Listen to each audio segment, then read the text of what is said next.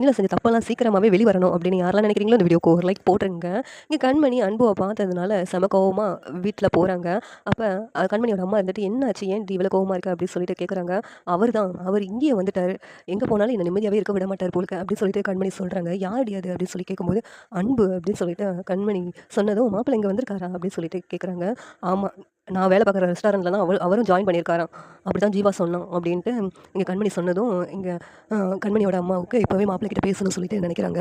"நீ அவர பார்த்து பேசுற வேலைலாம் வச்சுக்காத" அப்படின்னு சொல்லிட்டு அவங்க அம்மா கிட்ட சொல்லிக்கிட்டு இருக்காங்க.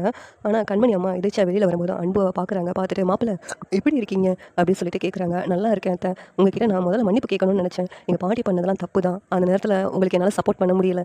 என்ன மன்னிச்சிடுங்க அத்த" அப்படின்னு சொல்லிட்டு அன்பு சொல்றாங்க. உடனே கண்மணி அம்மா இருந்துக்கிட்டு, "இருக்கட்டும் மாப்பிள்ளை. அதெல்லாம் எதுக்கு நீங்க மன்னிப்பெல்லாம் என்கிட்ட கேட்டுட்டு இருக்கீங்க? அவங்க பாட்டி பண்ணதுக்கு நீங்க என்ன பண்ணுவீங்க?" அப்படின்னு சொல்லிட்டு சொல்றாங்க. "ஆனா உங்கள இந்த நிலைமையில பார்க்கும்போது எனக்கு ரொம்ப கஷ்டமா இருக்கு மாப்பிள" அப்படின்னு கண்மணி அம்மா ரொம்ப ஃபீல் பண்றாங்க.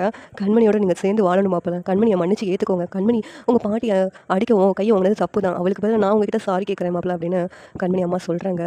"அத்த, இல்ல அத்த. அவ என்னைக்கு அவ செஞ்ச தப்ப உணர்ந்து என்கிட்ட வந்து மன்னிப்பு கேட்கிறாளோ, அப்போ பார்க்கலாம். அவள என்னால ஏத்துக்க முடியாது அதுவரைக்கும்" அப்படின்னு சொல்லிட்டு அன்பு பிடிவாதமா இருக்கிறாங்க. இதெல்லாம் வந்து கண்மணி பார்த்துட்டு, "அம்மா இவங்க கிட்ட எதுக்கு மன்னிப்பு கேட்டுட்டு இருக்காங்க? இவங்க தான் அம்மா கிட்ட மன்னிப்பு கேட்கணும். இவங்க போய் அம்மா கிட்ட மன்னிப்பு கேட்குறாங்க" அப்படின்னு சொல்லிட்டு கண்மணி வேகமா போயிட்டு, "அம்மா நீ வாம்மா" அப்படின்னு சொல்லிட்டு இவர்கிட்ட போய் மன்னிப்பு கேட்டுட்டு இருக்கேன்னு இழுத்துட்டு போயிடுறாங்க. இந்த சீரியல் எப்படி இருந்தா நல்லாயிருக்கும்னு நீங்க நினைக்கிறீங்கன்னு கமெண்ட் பண்ணுங்க. இந்த வீடியோ பிடிச்சிருந்தா லைக் பண்ணுங்க, ஷேர் பண்ணுங்க, சப்ஸ்கிரைப் பண்ணுங்க. Thank you.